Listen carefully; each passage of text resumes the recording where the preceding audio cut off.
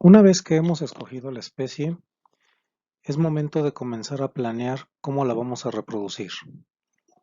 Para ello tenemos que ver cuál va a ser la técnica de reproducción en vivero y cuál va a ser las necesidades que requerimos para hacer una adecuada reproducción de la especie.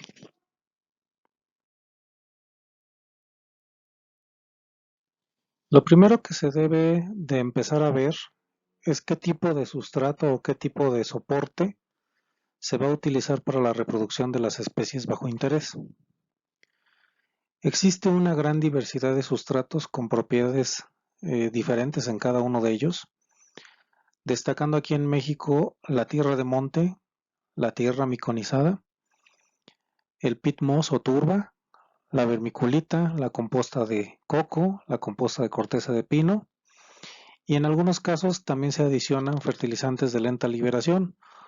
Aquí en México los más comunes son los multicote, los osmocote y diversas encapsulados que son de lenta liberación, que tienen liberación desde 6 meses hasta 18 meses. Va a depender mucho de la necesidad que tenga la planta para la liberación de nutrientes, así como la cantidad de nutrientes. Respecto al sustrato, hay mucha variación. Se requiere ver cuál es la mejor. Esto va a depender de la fuente mineral que se tenga a la mano, así como de la fuente financiera que se tenga. Lo más común y lo más apropiado para la reproducción de especies forestales con fines de plantaciones es emplear el sistema de pit moss o turba en conjunto con vermiculita, normalmente en proporciones 1:1, es decir, 1 metro cúbico por 1 metro cúbico de vermiculita. Sin embargo, esto se hace con fines de evitar una lixiviación de nutrientes, debido a que esta mezcla con la vermiculita genera una gran fijación de nutrientes excepto de nitrógeno, que hasta ahorita, bueno, la mayoría de los sustratos siempre han tenido ese problema. Sin embargo, respecto a otros sistemas, pues este es el más eficiente. Sin embargo, en algunas regiones del país se han tenido experimentos ya con composta y han tenido buenos resultados. Simplemente pues hay que saber manejar bien los sustratos. Para ello, bueno, hay que apoyarse con los especialistas en reproducción de vivero para ver qué experiencias tienen con el manejo de diversos sustratos. Y bueno, en la mayoría de los casos siempre se genera una fertilización adicional para poder obtener los resultados adecuados y no estar aplicando tanto fertilizante a lo largo del ciclo reproductivo, ya que esto encarece los costos. Como repito, los más utilizados son los de liberación lenta y bueno, va a depender del tiempo que va a estar la planta en vivero. Normalmente una planta con fines de plantaciones forestales comerciales tiene un tiempo de vida en vivero que va desde los 3 meses o incluso a veces menos a no más de 6 meses. 8 es a lo mucho y en algunos casos especiales cuando la especie requiere cierta maduración especial puede llegar a estar 1 año, pero son contados los casos donde esta situación se presenta normalmente en climas templados.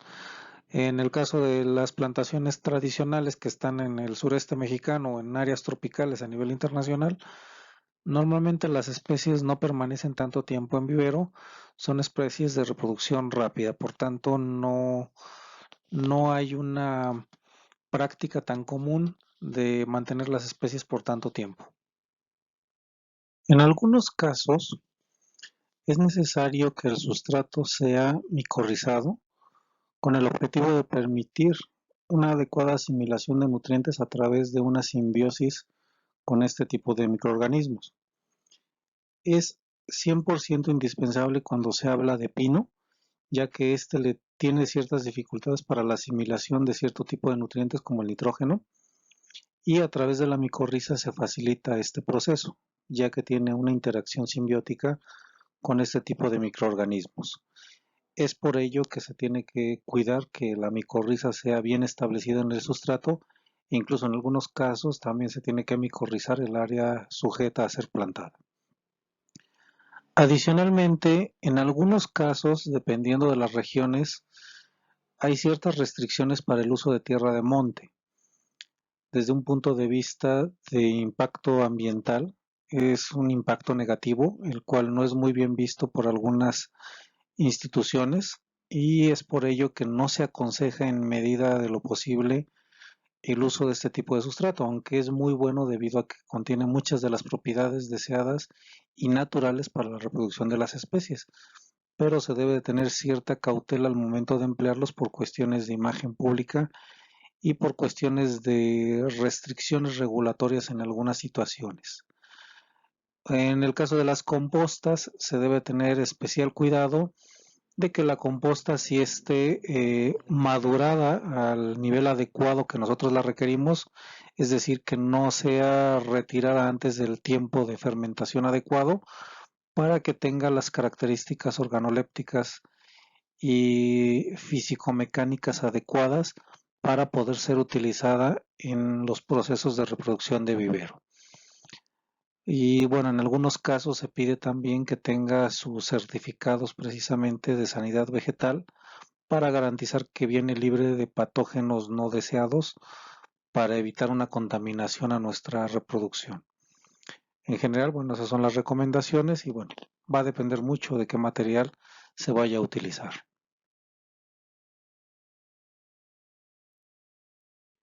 Como mencionamos, existe una gran cantidad de sustratos y el objetivo es prepararlos para el llenado de los contenedores o de los envases para la reproducción de las especies. Y para que esto sea adecuado y tengamos éxito en la reproducción, es necesario hacer una correcta humectación y una correcta mezcla para que el material quede con una adecuada aireación para permitir precisamente el adecuado drenaje y la adecuada mezcla de todos los elementos que se están mezclando dentro del sustrato. Se busca que el sustrato quede poroso para que la planta pueda desarrollar adecuadamente su raíz y que además pueda permitir el flujo constante de humedad, en este caso a través de los sistemas de riego, y que a su vez pues no se generen otro tipo de enfermedades como el ataque de hongos precisamente por la acumulación de humedad. El mezclado normalmente se puede hacer de paleado a través de personal que va a estar mezclándolo. En algunos casos se hace un tamizado de los materiales, normalmente con la turba, para evitar que residuos grandes de este material que no fue bien molido impidan el adecuado mezclado o incluso la obstrucción de los envases al momento que estamos llenándolos. Por tanto, se requiere hacer un adecuado mezclado y en algunos casos se utiliza también mezcladoras mecánicas que son muy sencillas de hecho en su construcción o incluso en su compra. Lo único que tienen son paletas que van mezclando el sustrato e incluso tienen algunos sistemas de riego que permiten facilitar este proceso. Una vez que se tiene, bueno, se va trasladando hacia las áreas de llenado para comenzar precisamente el proceso del llenado de las charolas. A continuación vamos a ver un sistema mecanizado, un sistema mecánico de mezclado de sustratos que precisamente lo que buscan es hacerlo homogéneo y para eso hacen el uso de maquinaria.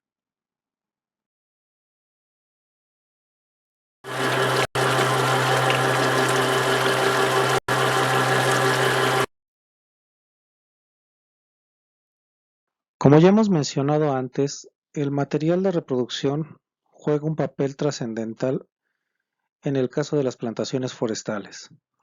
Por tanto, se debe de tener cuidado al momento de traer el material con el cual vamos a reproducir la especie. Existen dos fuentes básicas para la reproducción de las especies con fines de plantaciones. La primera y más conocida en todos los sistemas de reproducción bajo vivero forestal, pues es la semilla. En este caso, como ya hemos mencionado anteriormente en el capítulo pasado, lo que buscamos es que la procedencia de las semillas sea la adecuada de acuerdo a los fines que nosotros buscamos y que además esta semilla venga certificada de origen para garantizar que tiene las características necesarias para su reproducción y también para su conservación. Es decir, que viene preparada ya sea con fungicidas e insecticidas y que además viene empacada y refrigerada de forma adecuada, así como se mantiene un contenido de humedad adecuado.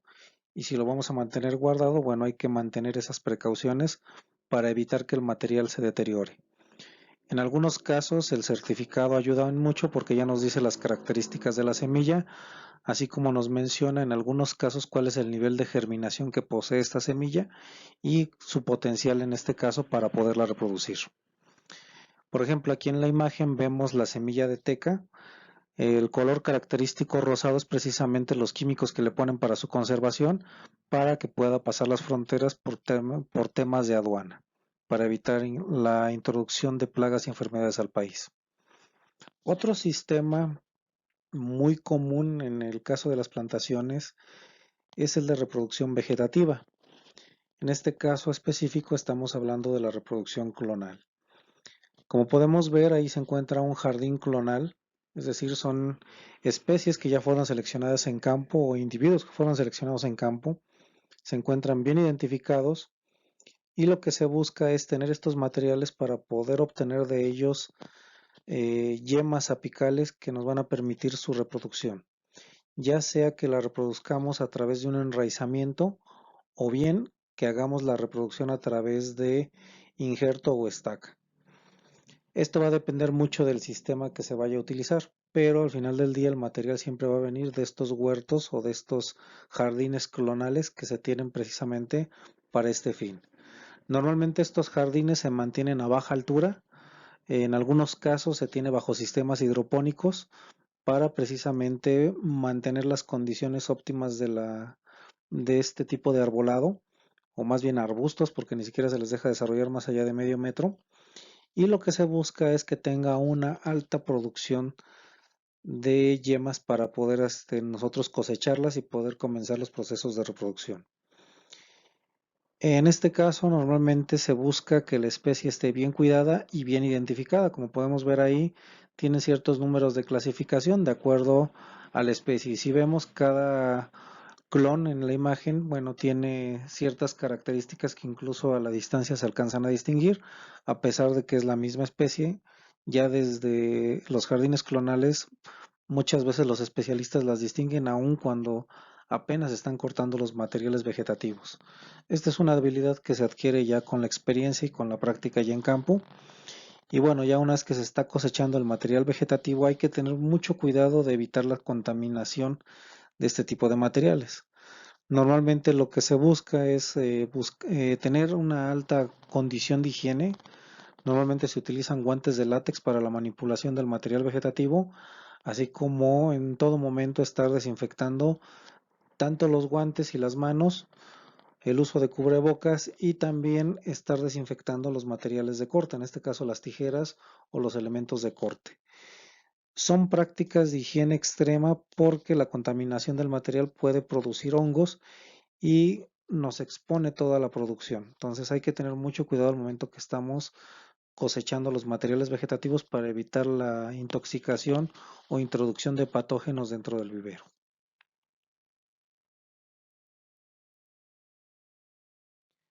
Existen diversos medios o diversos envases para poder nosotros reproducir las especies forestales con fines de plantaciones forestales comerciales. Sin embargo, no difieren de la reproducción de especies forestales para cualquier otro fin. Los más comunes es el uso de tubete, de bolsa, de charola y en algunos casos el uso de los jifis. El uso de tubetes es muy empleado debido a que posteriormente se puede realizar de forma muy ágil el espaciado de las especies, normalmente cuando éstas tienen un follaje amplio. Cuando el follaje no es tan amplio y se va a hacer una reproducción compacta, es común utilizar las charolas de unicel. Sin embargo, tienen el problema de que no se puede hacer un espaciado y se tiene que incluso a veces manipular la charola y se puede estropear en el momento de la manipulación. En general, la charola de unicel no es muy utilizada en esquemas de plantaciones forestales comerciales debido a la velocidad tan rápida de desarrollo vegetativo que tiene la plántula. Por ello, se requiere el espaciamiento y esta charola termina por no ser tan práctica. Y el tubete tiende a ser en gran medida utilizado en la mayor parte de los proyectos. El tubete va a tener que ser bien seleccionado en cuanto a características de largo, diámetro y capacidad del tubete de acuerdo con las necesidades de espacio y de tiempo que va a estar en vivero. Si requiere mucho tiempo y el desarrollo es muy rápido, obviamente vamos a requerir un tubete con mayor capacidad. También se busca que el tubete tenga algunas grietas o estrías para poder formar la raíz desde el vivero y que no se hagan las famosas colas de cochino, y que además, una vez que la raíz llega hasta la base del tubete, pues ésta tenga una poda natural precisamente por el contacto con el aire a través de este tipo de esquemas. La selección del tubete en este caso es un tema muy delicado que se debe de prestar la atención adecuada para garantizar la calidad de la planta al momento que la estamos reproduciendo y poder hacer la manipulación posterior de espaciamiento de forma adecuada con el tubete. No necesariamente se requieren las charolas, pero sí se requiere ver la forma de manipular la plántula para darle el espacio adecuado posteriormente.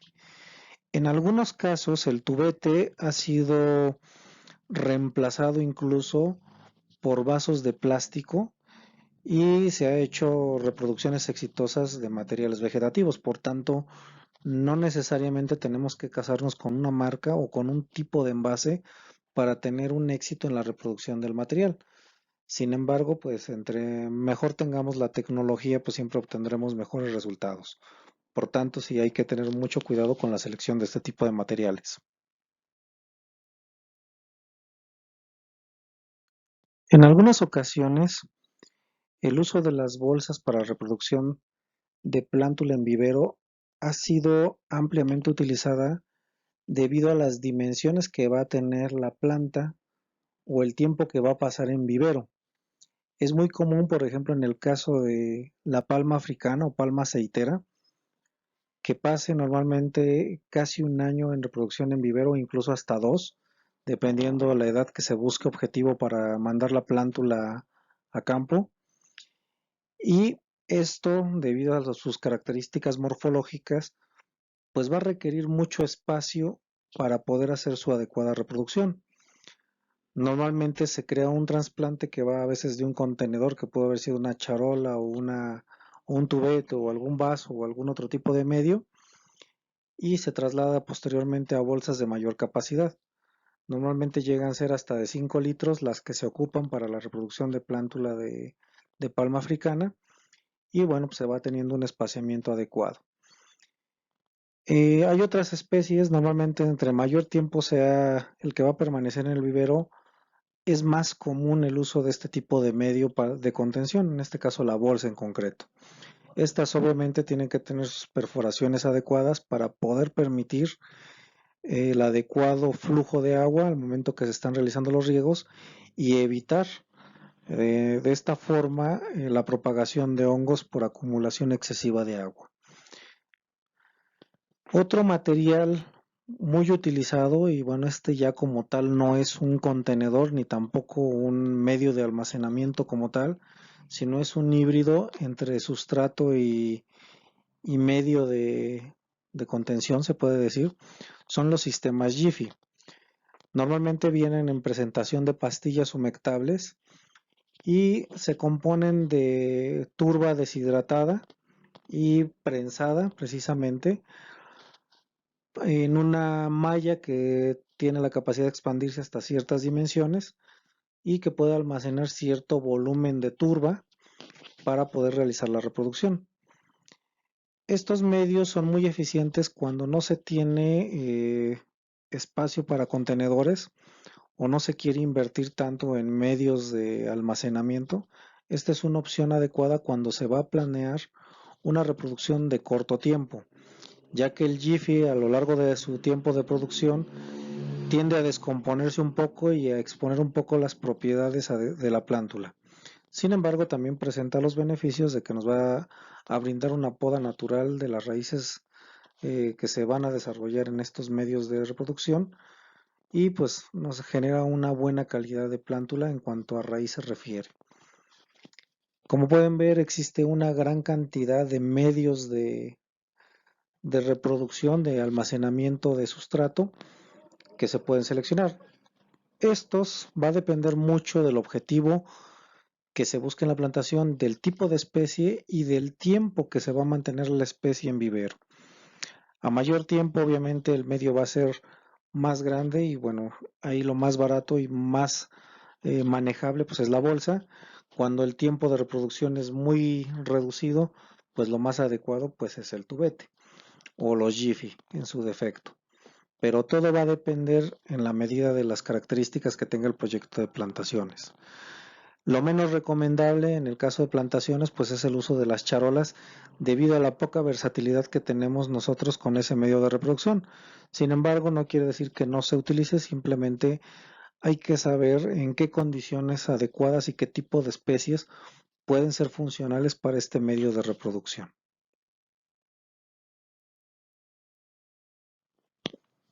Una vez que se tiene mezclado el sustrato, es momento de ponerlo dentro de los contenedores, independientemente de cuál haya sido seleccionado para los fines de reproducción forestal. Y el objetivo del llenado es que se debe de compactar de forma adecuada sin compactarlo de forma excesiva para evitar que sus propiedades físicas se vean alteradas, es decir, evitando que quede tan compactado que no permita la respiración o filtrado del agua. Y se debe de evitar en la medida de lo posible que no tenga huecos dentro del llenado, es decir, que no se creen burbujas de aire para promover un adecuado desarrollo radicular de la planta. El llenado de los contenedores puede ser de forma manual, en la mayor parte de los viveros así es, y si el volumen es muy elevado, en algunas ocasiones se utiliza una llenadora mecánica automatizada y lo que se busca es precisamente mantener las charolas homogéneas o los contenedores llenados de forma homogénea y con la cantidad adecuada de sustrato en cada una de las cavidades. Es vital que no existan huecos, lo repito, para que el desarrollo radicular sea el correcto. En muchos casos se hace muy rápido y llega a haber algunos errores y esto hace que existan ciertos problemas en el desarrollo radicular. Entonces hay que tener mucho cuidado o en su defecto proponer sistemas mecanizados para el llenado de este tipo de contenedores. En algunas ocasiones se va a requerir material vegetativo para la reproducción de la plántula forestal y es muy común esto en los sistemas de producción para plantaciones forestales. Sin embargo, se requiere mantener en óptimas condiciones a las plantas madre, que en este caso se mantienen a través de jardines clonales. Existen dos formas de mantener los jardines clonales. La primera es a ras de tierra, que es muy similar al establecimiento de una plantación, pero con la diferencia de que el espaciamiento es muy reducido, porque lo que se busca en estas plantas, independientemente cuál sea el tipo de reproducción, es mantenerlas lo más bajas posibles y con la mayor producción de yemas. El otro sistema que se mantiene es el sistema hidropónico, como su nombre lo dice, son plantas que están en una solución nutritiva, normalmente con agua, y se van irrigando en mesas que están dispuestas para poder alimentar al sistema radicular de estas plantas. El manejo nutrimental dentro de los jardines clonales es vital, ya que esto permite o promueve el desarrollo radicular. En algunos casos ha habido experiencias donde la promoción de yemas se ve afectada o se ve pausada debido al exceso de nutrientes. Normalmente para que la planta tenga una producción adecuada de yemas es necesario mantener un nivel óptimo de nutrición, sin embargo no debe de ser excesivo, de lo contrario comienza a tener problemas de comodidad la planta y empieza a dejar de producir yemas. Cuando esta situación pasa hay que generar algún tipo de estrés para producir la cantidad de yemas adecuadas. Hay que resaltar que en el caso de los jardines hay que alimentar a la planta con todos los nutrimentos, tanto macro como micro, y la nutrición no es similar a la que se tiene durante los aspectos de reproducción de la plántula. Es decir, no se le van a poner los fertilizantes de lenta liberación ni vamos a depender de los sustratos para poder mantener a la planta con el vigor adecuado. En el caso de los jardines se requiere una nutrición puntual dependiendo del tipo de especie, tanto en macronutrientes, es decir, nitrógeno, fósforo, potasio, así como en los micronutrientes. Normalmente son quelatados, pero llevan cierta dosificación y esta fertilización normalmente se hace por día o incluso preparaciones que se le van entregando a la planta de forma semanal. Es lo más complicado dentro de los jardines mantener la nutrición. El riego es otro aspecto importante en el caso de los jardines clonales que están establecidos a pie de tierra, ya que aquí sí se tiene que tener una planta con cierto nivel de estrés para la producción de yema, pero en óptimas condiciones donde nunca le falte agua, ya que esta planta nunca va a salir a campo, sino se va a mantener bajo los esquemas de reproducción clonal.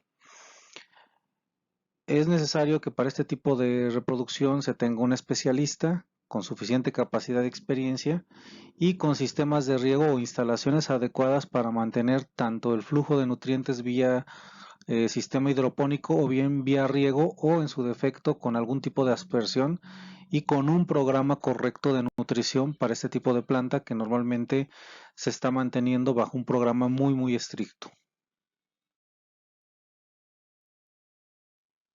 Una vez que se tiene todo preparado para iniciar la reproducción de la especie, en el caso de la semilla comienza el proceso de siembra. Este puede ser en camas de siembra, tanto dentro de cajas como a suelo raso. Normalmente esto se hace tanto para la germinación de semilla comprada con procedencia específica o semilla colectada con ciertas características, o bien cuando se van a reproducir los pies francos, es decir, la plántula que va a recibir el injerto de otro tipo de planta. Esto va a depender mucho del tipo de vivero que tengamos. Normalmente el pie franco se utiliza mucho en las variedades de hule para garantizar precisamente que la especie que se está clonando o se está reproduciendo sean los clones identificados. Normalmente son los de la serie YAM, que es el más utilizado aquí en México, que es lo que estamos viendo en el injerto en la foto del lado derecho. Mientras que en el lado izquierdo estamos viendo el sembrado de teca en pequeñas camas de siembra. Posteriormente, una vez que ya ha germinado la planta, se procede a su traslado hacia las charolas o hacia los contenedores o al medio de, de reproducción, en este caso su contenedor, para poder seguir su proceso. Entonces se hace un proceso de deshijado, de trasplante, para que ahí permanezca el tiempo adicional que requiere la planta para su desarrollo fisiológico.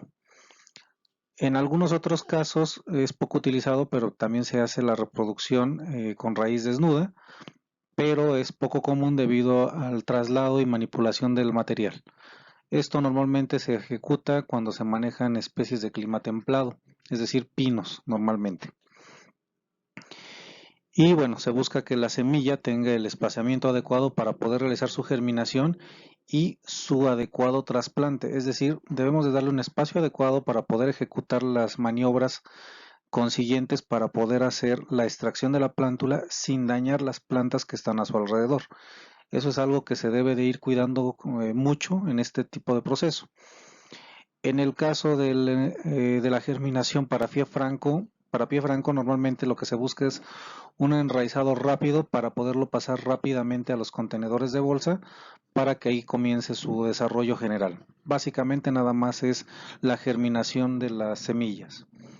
En algunos otros casos existen algunos tratamientos previos que se le tiene que dar a la semilla, como la escarificación en el caso de la semilla de teca o en algunos casos en semilla de pino, que lo que se tiene que hacer es debilitar un poco la testa, humedecerla o en algunos casos utilizar algún tipo de ácido para brindarle sus propiedades permeables para que de esta forma se promueva una adecuada germinación y tengamos los niveles adecuados de germinación que requerimos para producir la cantidad de planta que necesitamos.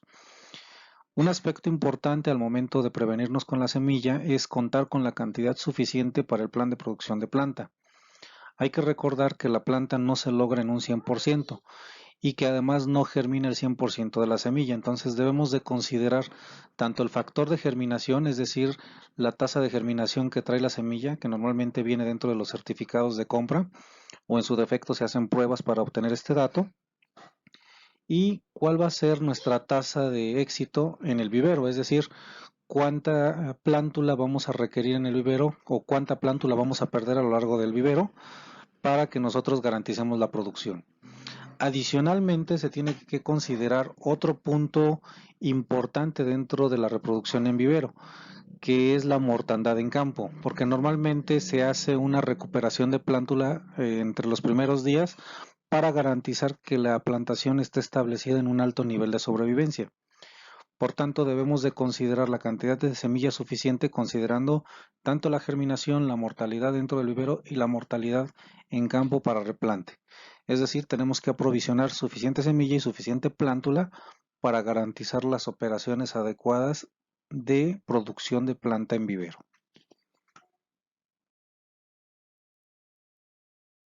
En el caso de la reproducción clonal, se va a requerir cosechar las yemas apicales o las yemas de reproducción de los jardines clonales mediante un corte con tijera desinfectada y sanitizada adecuadamente para evitar la propagación de hongos o bacterias o cualquier otro tipo de agente patógeno que pudiera dañar la plántula, y esta se va a llevar a el área de enraizado, que normalmente son los contenedores, tubetes o cualquier otro dispositivo de contenedor de sustrato donde se va a sembrar esta yema.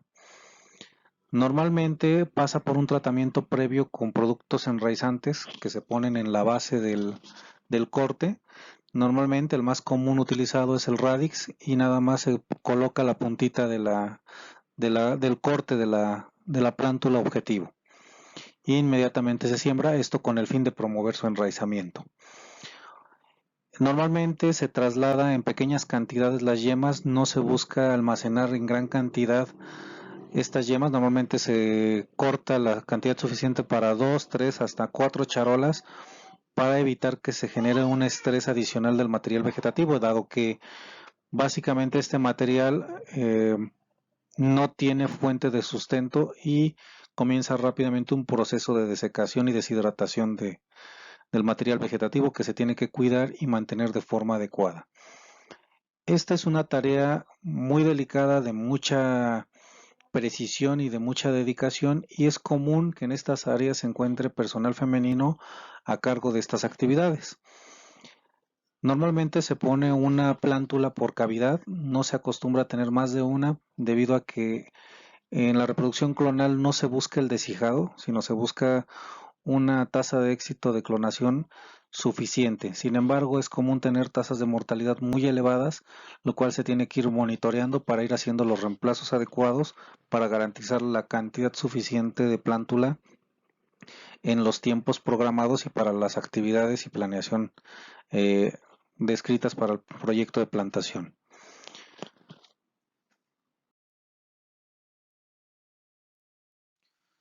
En la reproducción clonal es común preparar la plántula para el proceso de enraizamiento. La preparación de la plántula comienza con darle un largo adecuado a la yema a reproducir o enraizar. Normalmente es de 2, máximo 3 pulgadas de largo. Y se busca también evitar que la planta gaste energía y nutrientes en actividades que en este momento ya no son vitales para el sostén de la planta. En caso concreto, en este caso, es la transpiración y respiración de la planta. Es por ello que se reduce el área foliar, debido a que ahorita lo que buscamos en la planta no es que realice estas actividades, sino que produzca raíz de forma rápida. Y para incentivar esta actividad lo que se hace es recortar las hojas, normalmente a la mitad, para que no estén desgastándose en procesos que no van a ser vitales en este momento. De esta forma, la plántula comienza a desarrollar su proceso de enraizado de forma más acelerada, debido a que requiere cambiar su modo de desarrollo para poder sobrevivir. Es común que este tipo de prácticas se realicen dentro de invernaderos, donde se va a tener una temperatura y humedad controlada en todo momento, y normalmente es con riego bajo microaspersión a lo largo del día. Normalmente se hace cada 20 o 30 minutos, incluso con periodos de hasta una hora, y cada vez se va espaciando más conforme la plántula se va desarrollando de forma adecuada. Esto se hace ya con sistemas de riego automatizados para evitar que por algún descuido humano no se tenga el riego en tiempo y forma, y obviamente también en cantidad. En el caso de la reproducción de pies francos, lo que se busca primero es que la plántula tenga una fuerza suficiente, es decir, que tenga un tamaño adecuado de planta para poder recibir las yemas. Normalmente lo que se busca es que la base de la plántula tenga un diámetro adecuado y un sistema radicular fuerte. Y en algunos otros casos ya también se está reproduciendo sistemas in vitro que se crea en pequeñas charolas con sustrato, así que desarrollado con este fin. Y lo que se hace pues, es un trasplante hacia los contenedores de finales para su desarrollo en vivero. Es una práctica poco común, pero básicamente tiene el mismo proceso de clonación, nada más que se hace con plántula todavía un poco más chica y en situaciones de laboratorio. Y lo que se traslada para la reproducción ya en vivero, bueno, son los pequeños contenedores de laboratorio, las pequeñas charolitas de laboratorio para poder hacer esta reproducción. En el caso del injertado de plántula, que en este caso es en el injertado de yemas latentes, este se hace ya sobre el tallo y se va seleccionando una vareta que tiene diferentes yemas promovidas precisamente para este fin. Por eso, para que vean cómo es el proceso, a continuación vemos cómo se hace el injerto de la plántula de hule, con todo el detalle desde el corte de la yema hasta su injerto y cuidado posterior de la reproducción. Hagan un abanico para que puedan ver y la limpiamos perfectamente todo. Esta mata ya está buena para así se hace el...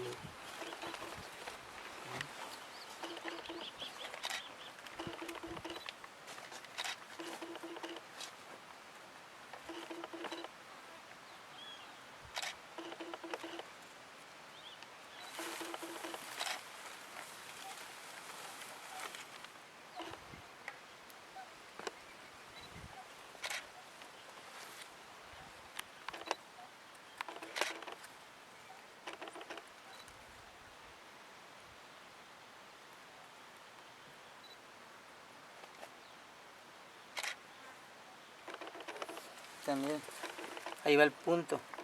Este es el que va a borrar también. Nomás para la foto, que no lo entretengas más. Ahí está.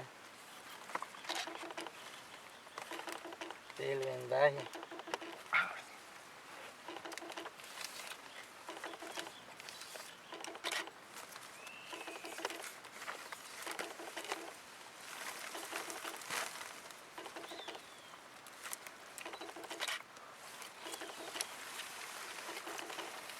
Ese es el injerto.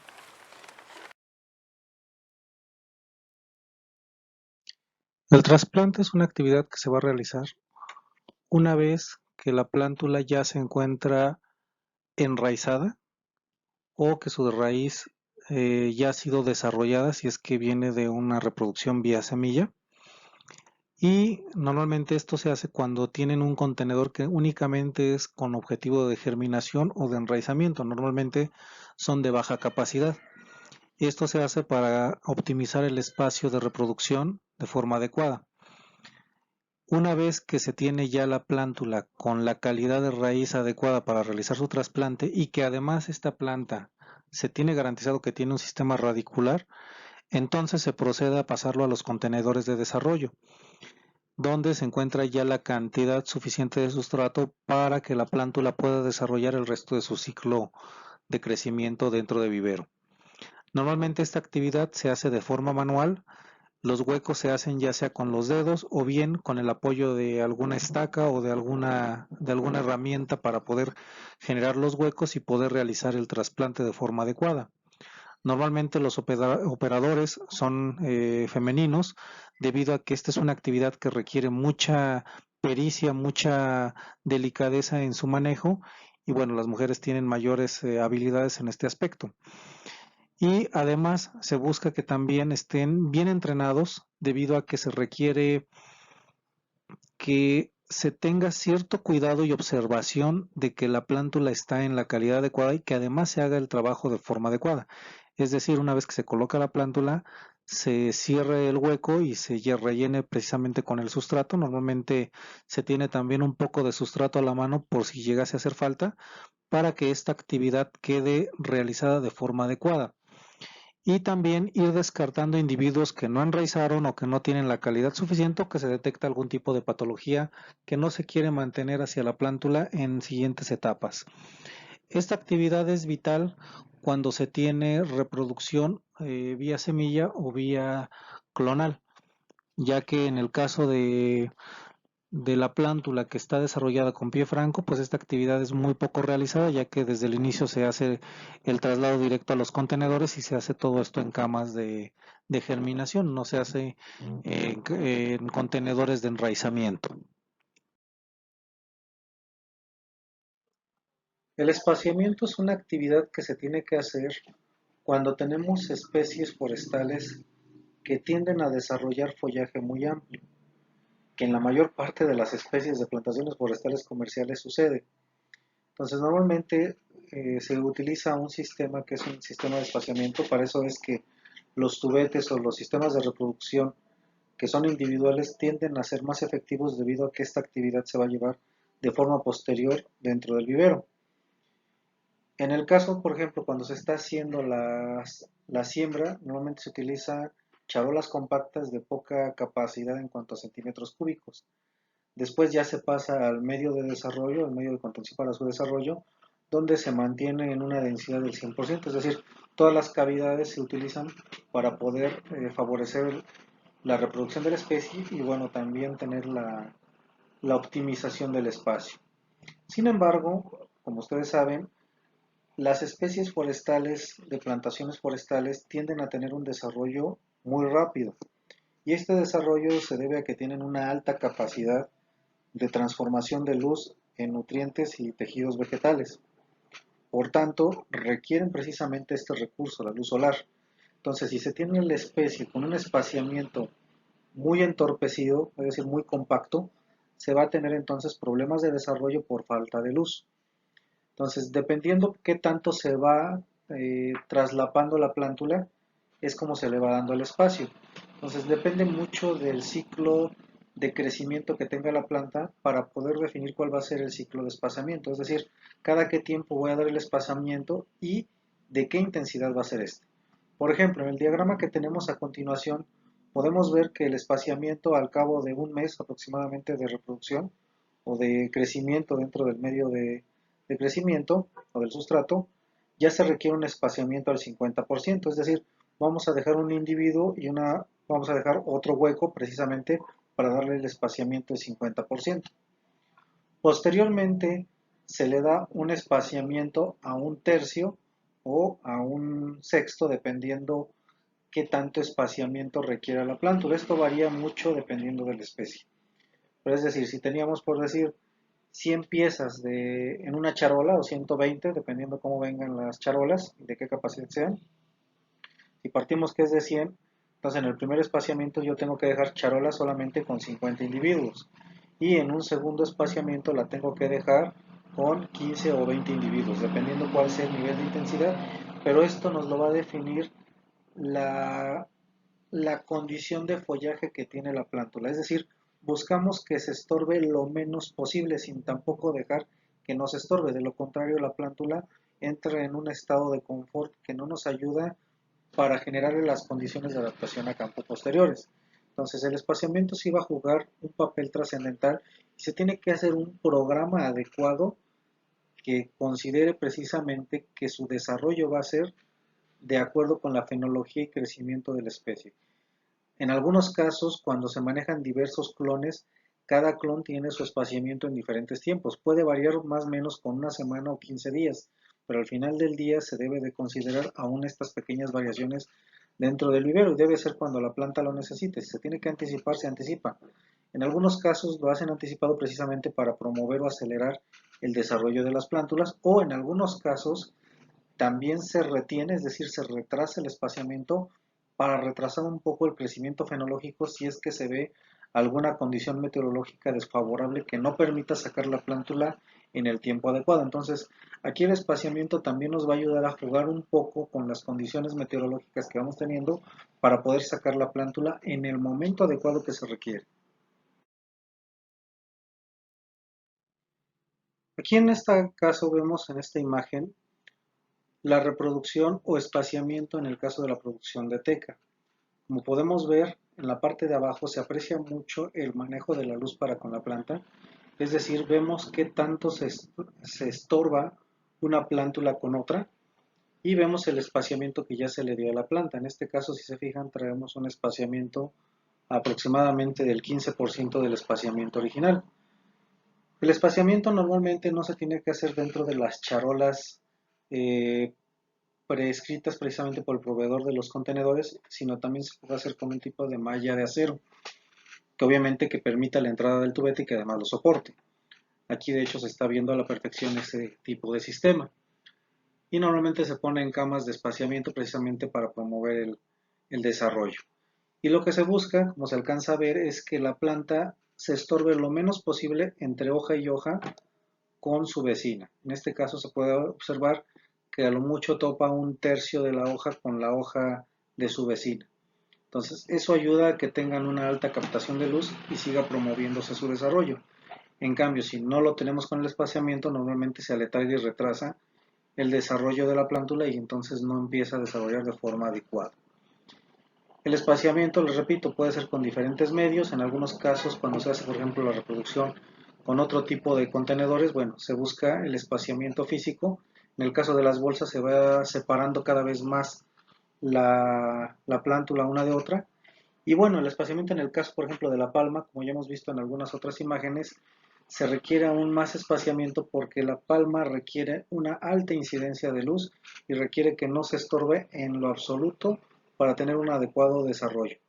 Pero como se está haciendo un espaciamiento en suelo, también se requiere que al momento que está pasando el personal para hacer las diferentes actividades, ya sea de control de plagas, de riego, de cualquier otro tipo de manejo, incluso mover la planta, no se estropee al momento del paso por parte de los operadores o por parte de la maquinaria.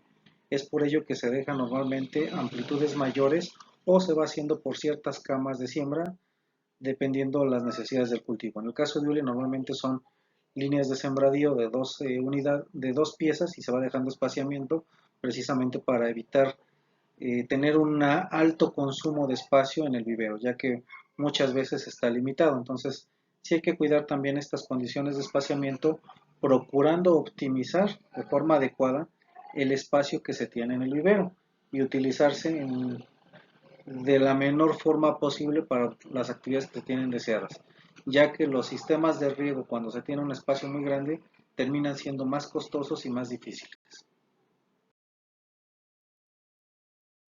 El riego es una actividad indispensable en el proceso de producción de planta en vivero, debido a que es uno de los elementos básicos para poder garantizar su adecuado crecimiento y desarrollo. Este se puede hacer de diferentes maneras de acuerdo con la disponibilidad de recursos financieros o de recursos operativos. Puede ser desde el uso de mangueras, aspersores o robots o incluso microaspersión, y en algunos casos se hace mediante el uso de inundación. Todo va a depender de la tecnología con la que se tenga disponible, pero al final del día no hay una restricción.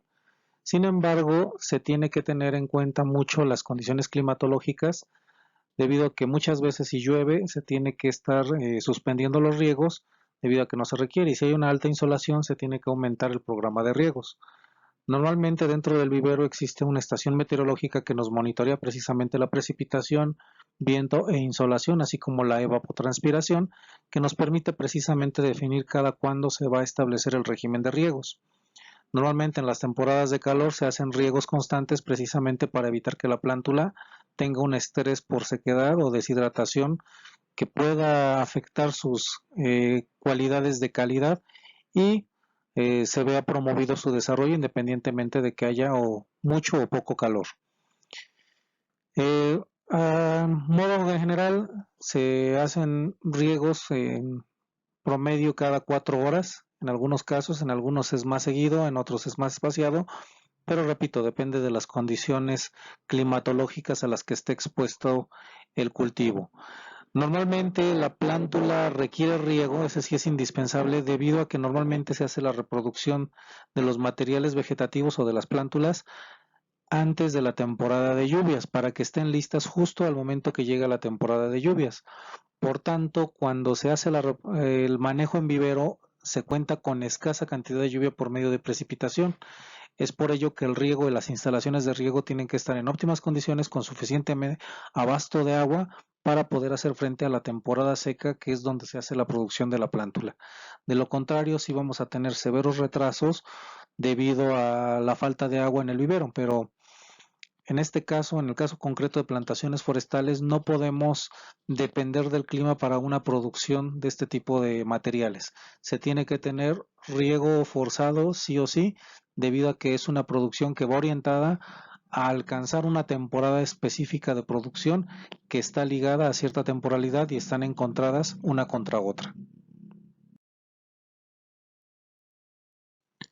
En algunos casos donde la tecnología es muy básica para la producción de la plántula, es empleado en gran medida el riego mediante manguera, para lo cual se tiene que tener una manguera con el suficiente largo y una presión adecuada para poder garantizar la presión y el buen abasto de agua a las diferentes áreas del vivero. En algunos casos se llega a utilizar algunas herramientas como parihuelas precisamente para poder ejercer el riego y poder llegar a cualquier rincón donde se encuentra la plántula dentro del vivero. En otros casos se hacen algunas adaptaciones hacia la punta de la manguera precisamente para aumentar la presión de salida y que se creen abanicos de aspersión para poder dispersar de mejor forma este líquido vital. En otros casos, como en el caso de la palma africana o palma aceitera, se utiliza un riego por inundación, donde se le da cierta lámina de riego precisamente a la plántula para que pueda ser hidratada cada cierto periodo. Sin embargo, este tipo de manejo, que bueno, ahí se alcanza a ver en el lado derecho, incluso con su espaciamiento adecuado, tiene el inconveniente de que requiere mucha superficie de terreno para poder realizarse y además se requieren obras hidráulicas para poder garantizar que se va a realizar la inundación y que se pueda controlar cada que se requiere incluso drenar el terreno. Uno de los problemas más graves del sistema de inundación es que se promueve en gran medida el desarrollo de malezas, las cuales tienen que ser controladas de forma inmediata, ya sea de forma manual o de forma química. La forma más eficiente es el método químico debido a que se tiene gran exposición al agua y estar introduciendo personal para estar haciendo las actividades de deshierve es complicado. El sistema mecánico pues no se puede utilizar debido a la alta densidad de plantas y que se puede dañar si es que no se tiene una precaución adecuada. Y el uso de herbicidas del tipo quemantes, es decir, posemergentes, tampoco es recomendable porque tenemos elementos biológicos muy susceptibles, que es la plántula, que puede ser intoxicada por deriva si no se tiene un manejo adecuado de los herbicidas. Normalmente los herbicidas preemergentes tienden a retroactivarse o a reactivarse con la presencia de agua. Por tanto, cuando se utiliza este tipo de técnicas, lo que pasa es que se van haciendo cada vez más fuertes debido a la actividad que tienen con el agua. Sin embargo, se debe de cuidar en gran medida que no se utilice esa misma tierra para el rellenado posterior de contenedores o de medios de crecimiento, en este caso de las bolsas, porque puede tener ciertas afectaciones, ya que este tipo de herbicidas normalmente lo que inhiben es el desarrollo radicular. Entonces debe de tener ciertas precauciones para evitar esto. Y se debe de cuidar que no se genere también condiciones de promoción de hongos, que normalmente al estar a cielo raso, es decir, expuesto al sol, las condiciones de hongos son poco comunes, pero aún así se tienen que monitorear en gran medida para que no se vayan a desarrollar dentro de las plántulas. Dentro de las obras que se tienen que realizar para poder tener un riego por inundación, pues normalmente son canales para trasladar el agua desde las bombas o desde los canales donde se tiene la fuente de agua, o bien en algunos otros casos también drenes precisamente para poder saturar o desalojar el agua de forma rápida de los lugares donde ya no la requerimos. En el caso concreto de la reproducción en vivero con sistemas clonales, es indispensable poder contar con riego bajo microaspersión, debido a que la plántula cuando se encuentra en condiciones de enraizamiento requiere riego de precisión, es decir, se requiere controlar tanto el caudal como los tiempos de aplicación dependiendo de las condiciones climatológicas que puedan estar ocurriendo dentro del vivero. Normalmente los viveros clonales son bajo condiciones de invernadero para las primeras etapas de la plántula. Es por ello que se deben de tener sistemas de microaspersión colocados estratégicamente para poder brindar el agua suficiente y además que se deba tener un control adecuado de los tiempos para que estos sean programados y no se tengan errores del tipo humano al momento de realizar los riegos. En algunos otros casos, cuando la plántula ya se encuentra expuesta al exterior, es común el uso de los robots de riego, normalmente ya también programados, e incluso se utilizan también como vehículo para algunas soluciones nutritivas de micronutrientes que también se verten sobre el agua para hacer la aplicación vía drench. En este caso, en ambos casos, más bien, tanto microaspersión como con robots de riego, se requiere tener una programación de riego muy precisa y muy controlada y verificada por parte del personal mediante bitácoras de aplicación para garantizar que el desarrollo de la plántula sea el adecuado. Se debe también tener una adecuada fuente de agua para poder abastecer este tipo de sistemas y que además también garanticen la presión de agua adecuada para poder realizar las actividades. Normalmente esto requiere instalaciones hidráulicas de irrigación bien montadas y bien desarrolladas para estos fines y además una fuente eléctrica confiable que permita precisamente realizar las actividades en tiempo y forma. Cuando no se llegue a tener, en este caso, por alguna situación de falla eléctrica, se debe tener siempre un sistema de auxilio, ya sea con una fuente alterna de electricidad o bien con alguna fuente de riego alterno, que puede ser incluso las mangueras o algunas parihuelas que funcionan con motor a gasolina o motor a diésel, dependiendo cuáles sean las necesidades u opciones que pueda llegar a tener el vivero en cuestión. En algunos casos se utiliza el riego por aspersión con aspersores que normalmente giratorios. Sin embargo, esto aplica solamente a cierto tipo de especies. Dentro de las más comunes es el hule y la palma africana o palma aceitera, ya que las demás especies requieren un uso intensivo de agua, así como ciertos programas específicos de riego que deben de ser dotados bajo esquemas como microaspersión o mediante robots, que normalmente son aspersores un poquito más precisos y nos brindan ciertas láminas de riego más homogéneas y en menor tiempo. Mientras que este tipo de riegos también lo que buscan es bajar un poco las condiciones de microclima, es decir, bajar la condición de temperatura rápidamente para poder garantizar mejores condiciones de desarrollo de la planta. Normalmente el riego también está en estrecha relación con las condiciones de sombra que tenga la especie, así como las condiciones de aislamiento.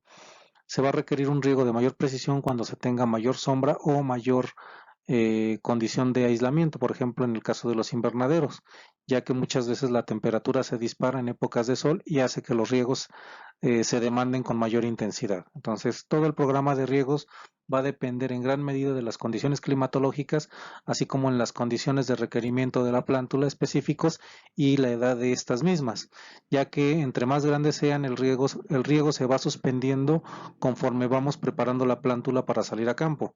Esto con el fin de hacerla resistente a condiciones de sequía. Y la sombra se va manejando principalmente al inicio para irle dando condiciones no tan agresivas a la plántula hasta el final, que se va dejando ya para que se vaya acostumbrando a las condiciones de sol directo para que también se pueda establecer de forma adecuada.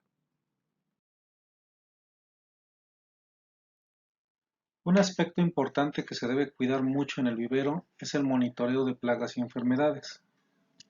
Normalmente se colocan trampas para insectos, ya sea con trampas de goma, normalmente en cuadrícula, para ir monitoreando qué insectos se llegan a quedar pegados en ella y qué cantidad de estos.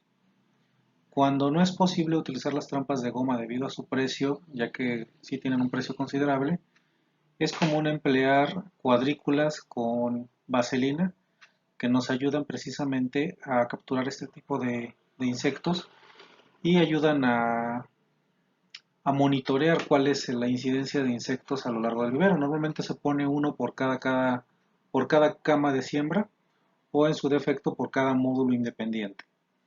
El objetivo es ver si hay alguna plaga que pudiese convertirse o que pudiera generar algún tipo de daño dentro de nuestro sistema productivo, es decir, dentro de nuestra plántula, o bien monitorear qué tipo de insectos hay. Al final del día hay algunas plagas o algunos insectos que no son plagas, sino son insectos benéficos, y hay algunos que simplemente fueron atraídos por la misma trampa, ya que estas normalmente son de color amarillo o de color naranja para precisamente llamar su atención por medio de color. Entonces es común que incluso insectos que no son objetivo lleguen a caer en estas trampas. Pero se debe de monitorear a nivel de especie o de familia si es que hay alguna que sea de interés para controlarla de forma prioritaria al momento que es detectada. Existen diversas técnicas de control, entre la más común es el uso de insecticidas. El insecticida más común en el caso del sector forestal para viveros es el imidacloprid o la deltametrina. Y bueno, en el caso del imidacloprid normalmente se puede aplicar ya sea con aspersión o dentro del riego, que le llaman el famoso drench, o bien se puede aplicar en algunos casos como encapsulado dentro del sustrato, o en algunas otras ocasiones al momento que se esté hidratando el sustrato también se le coloca en el mismo debido a que tiene una residualidad muy alta. Dependiendo del tipo de insecto va a depender el tipo de plaguicida a utilizar. Normalmente aquí se recomienda una asesoría por parte de la casa de plaguicidas para ver qué tipo de plaga. Normalmente los insecticidas son por grupo de familias para su control, entonces ahí necesitamos tener diversas formas de control. Algunas otras cosas que se utilizan en el vivero para el control sanitario es el control de hongos. Normalmente son los fusarium o lo que viene siendo los hongos de la base o de raíz.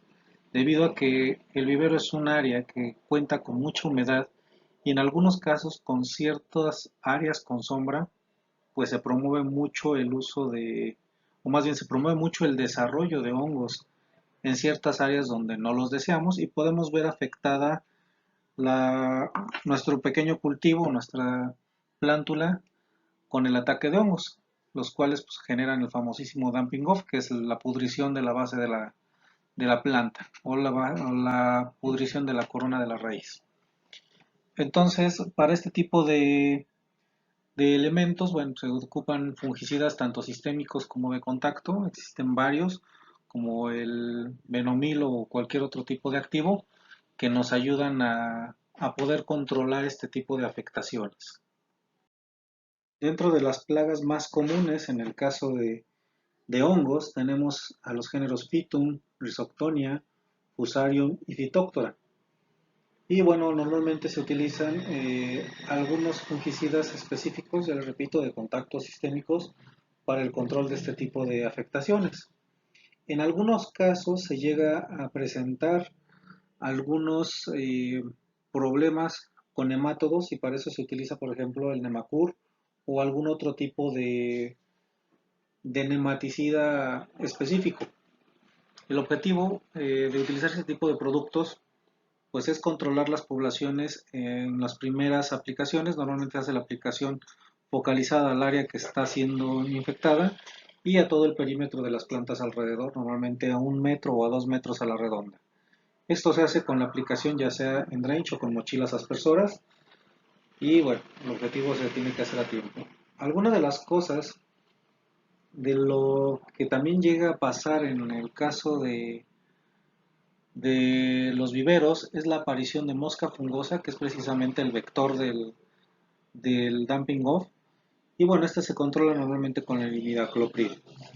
En el caso de otro tipo de insectos, uno de los más relevantes pues es la gallina ciega, la cual pues se puede controlar con cualquier tipo de insecticida que tenga efectos sobre este tipo de insectos. Normalmente el imidacloprid tiene buenos resultados para el control de este tipo de insectos. En algunos otros casos es también común controlar malezas. Debido al poco espacio que existe en la planta, normalmente la maleza se controla mediante control manual a través del desmalezado con personal. Sin embargo, en algunas cuestiones, cuando el vivero está a ras de piso, se tiene que controlar toda la maleza. Incluso cuando hay charolas, debido a la humedad, bueno, hay desarrollo de ciertas malezas que son tolerantes a la sombra. Por ello es que la aplicación de ciertos herbicidas, principalmente los preemergentes, tienen una gran ayuda para poder controlar las malezas.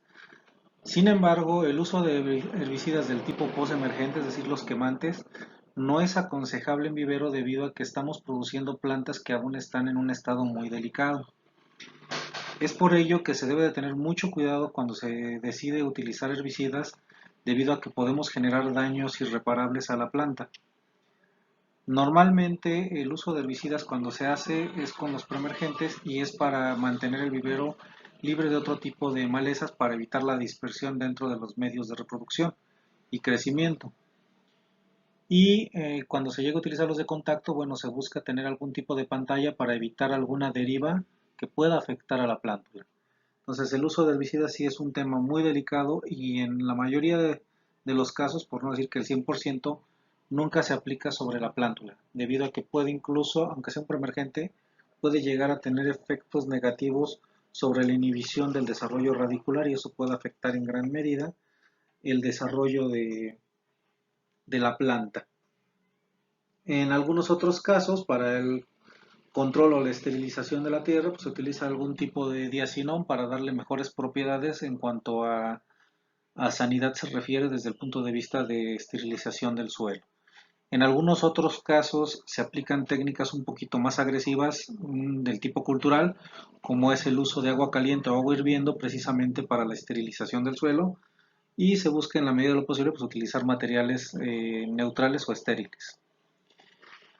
Para el caso de los fertilizantes es un tema muy peculiar el manejo en vivero. Si bien se utilizan los fertilizantes granulados de liberación lenta, como es el osmocote, multicote y todo ese tipo de familia de productos, que tienen liberaciones desde un mes, 2 meses hasta un año, 18 meses, normalmente vienen con partículas de macronutrientes, es decir, nitrógeno, fósforo, potasio. Sin embargo, la plántula requiere una nutrición completa. Es por ello que se recomienda también tener un programa de micronutrientes para poder hacer que la plántula crezca de forma adecuada. En el caso de los nutrientes que deben de cuidarse, bueno, pues es el fierro, el magnesio, el zinc y algunos otros que normalmente vienen en productos quelatados, precisamente para facilitar su absorción por medio de la planta. Este tipo de manejo obviamente va a requerir un manejo nutrimental, varía de una especie a otra e incluso varía de una temporada a otra. Por tanto, siempre se debe tener especial cuidado con ciertos análisis de tejidos para ver que la plántula está asimilando de forma correcta los nutrimentos y que no se le está intoxicando con una sobredosis de microelementos o macroelementos, que en el menor de los casos la plántula solamente aletarga su crecimiento, pero en algunos casos se llega a tener alguna sintomopatología que puede ser muy similar al ataque de hongos, mientras que puede ser una deficiencia de algún elemento o una sobredosis de algún elemento. Por eso se debe de tener especial cuidado en el manejo de la plántula en vivero, debido a que podemos intoxicar la planta si no se maneja de forma adecuada. El uso de todo este tipo de plaguicidas siempre debe de ser regulado, es decir, debemos de procurar que el personal utilice el equipo de protección adecuado. En este caso debe ser principalmente el uso de guantes del tipo de látex o de plásticos en este caso para evitar el contacto directo con los ingredientes activos que pueden tener ciertas reacciones al momento que entra en contacto con el cuerpo humano. Normalmente también se aconseja el uso de caretas para gases y el uso de gogle para evitar contacto con los ojos y las fosas nasales, que es lo más delicado en el caso de los ingredientes activos. Y bueno, su overol para proteger cualquier parte del cuerpo, que en este caso se busca que sea de manga larga. En algunos casos se utilizan overoles especializados para el uso de plaguicidas, como son los Pyrex, y bueno, en este caso tienen también la ventaja de que son un poco más frescos que un overol de algodón, en especial porque muchas veces este tipo de viveros se encuentran en condiciones de calor extremo y utilizar ropa muy caliente, bueno, termina por bajar la efectividad del personal y hacer que no quieran utilizar el equipo de protección adecuado.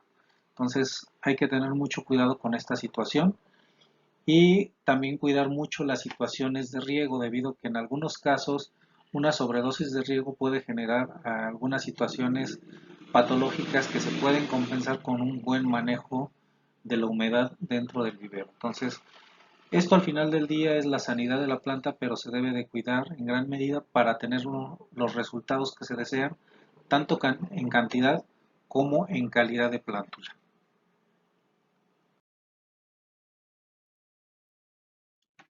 En algunos viveros existen laboratorios de sanidad vegetal que buscan tanto entender qué tipo de plagas se están desarrollando dentro del vivero o qué tipo de patógenos pueden afectar el vivero y los reproducen con fines tanto de identificación como de manejo. Normalmente la función de este tipo de laboratorios es el monitoreo de las plagas a través del monitoreo constante de las trampas ubicadas dentro del vivero, así como el aislamiento y reproducción de los entes biológicos que pueden ser candidatos a plagas de atención dentro del vivero.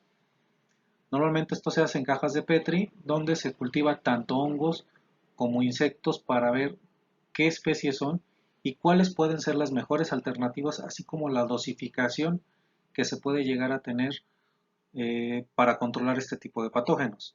En algunos casos, este tipo de laboratorios también se dedica a analizar tanto las condiciones nutrimentales del sustrato como la asimilación del tejido en el caso de la plántula, es decir, hacen estudios de nutrientes tanto vegetales como de suelo. Esto con el fin de ir monitoreando de forma precisa cuál es el nivel de consumo de nutrimental de las plántulas y de esta forma crear las dietas nutrimentales para aplicarse en el vivero de forma operativa. Y en el caso de las plagas y los patógenos, bueno, se busca hacer la prueba de diferentes dosis de activos o de productos sanitarios para poder ver cuál es la mejor alternativa de control antes de aplicarse dentro del vivero para evitar estar haciendo pruebas tanto de efectividad como de fitotoxicidad, ya que en algunos casos si las dosis no son las adecuadas y se requiere elevar para poder controlar el patógeno, se llega a tener algunas afectaciones hacia la plántula que en algunos de los casos pueden ser irreversibles. Es por ello que se tiene que realizar algunas pruebas para ver si el control está dentro de los niveles adecuados, es decir, que controle efectivamente la plaga o el patógeno bajo objetivo y que además promueva el crecimiento de la plántula o que por lo menos no lo retrase y no le dañe y no le cree ninguna afección.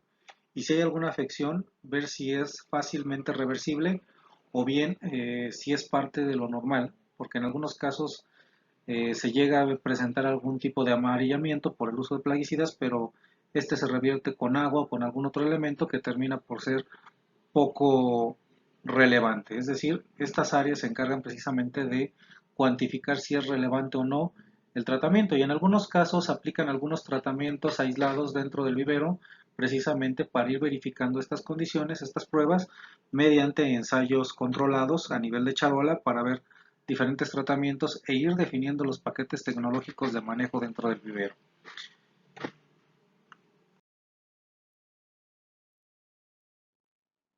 Una vez que se ha desarrollado todo el proceso de forma correcta dentro del vivero, pues obtenemos una plántula lista para salir a campo.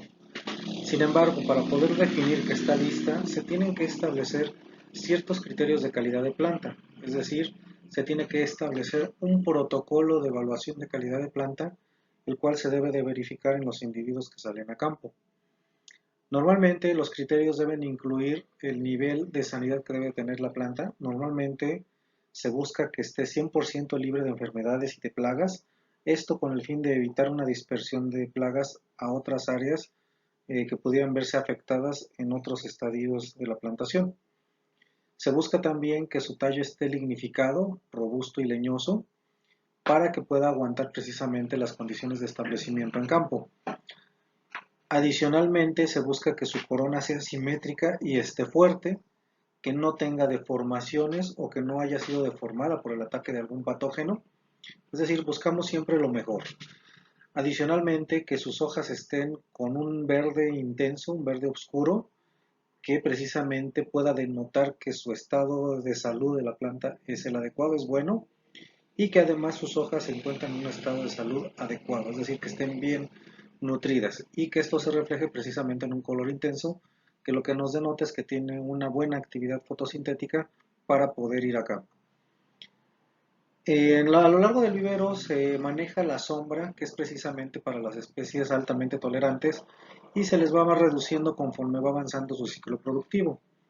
Normalmente, cuando ya va a salir la planta a condiciones de establecimiento, se busca irle reduciendo las condiciones de sombra con el objetivo de irla preparando a la insolación a la que va a estar afectada en los primeros años de vida de esta planta ya establecida en campo.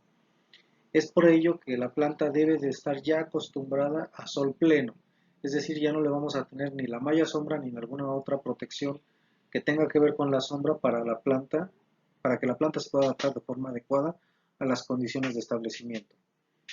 Y también el riego, cuando estamos llegando a la cúspide de la producción de la plántula, se va buscando que sea cada vez más espaciado.